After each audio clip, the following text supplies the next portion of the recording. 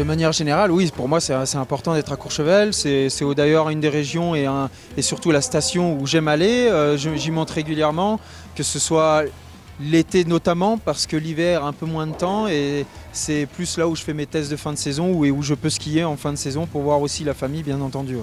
Et bien là, la saison, on va dire que nous, en fait, on commence toujours par la fin. Le début de saison, c'est toujours finalement au mois de mai.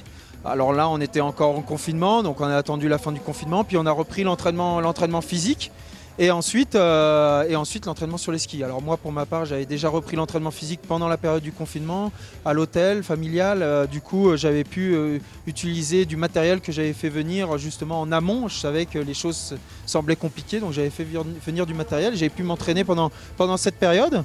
Et puis après, une fois qu'on a été déconfiné, on a fait un peu de ski, mais pas beaucoup. Et puis on est très vite retourné à l'entraînement physique pour reprendre le ski finalement au mois d'août, comme on le fait de manière classique, généralement plutôt en partant en hémisphère sud.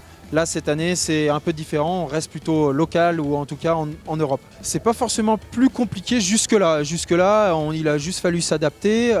C'est sûr qu'on remet des choses complètement en question. Hein. On est obligé de revoir le programme. On est obligé de vivre un peu plus au jour le jour. Aujourd'hui, à l'heure actuelle, on est fin août. On ne sait pas encore comment sera fait le calendrier 2020-2021. Donc il faudra s'adapter, on sait qu'il y aura les championnats du monde, on sait qu'il y aura des épreuves de Coupe du Monde, mais lesquelles, à quel moment et où, ça on ne le sait pas encore. Hein.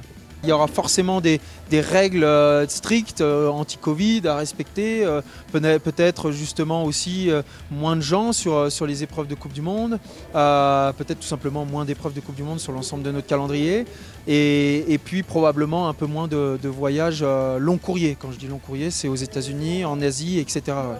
La montagne, l'été, il n'y a pas beaucoup de neige, il n'y a que sur les glaciers qu'on trouve de la neige.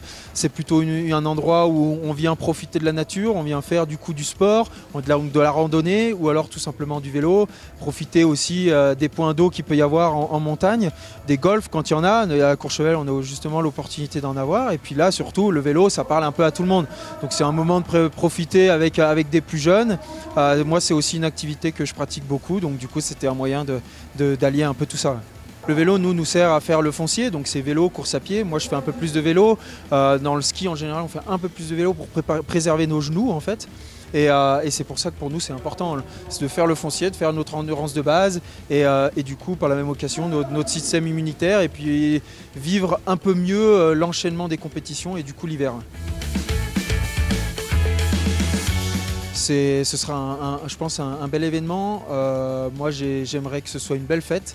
Ça va commencer normalement en 2022 hein, avec la finale des épreuves de Coupe du Monde qui aura normalement lieu à Courchevel parce que c'est toujours comme ça que ça se passe. C'est comme une épreuve test finalement en grandeur nature et ce sera finalement la première fois aussi que je courrai devant mon public.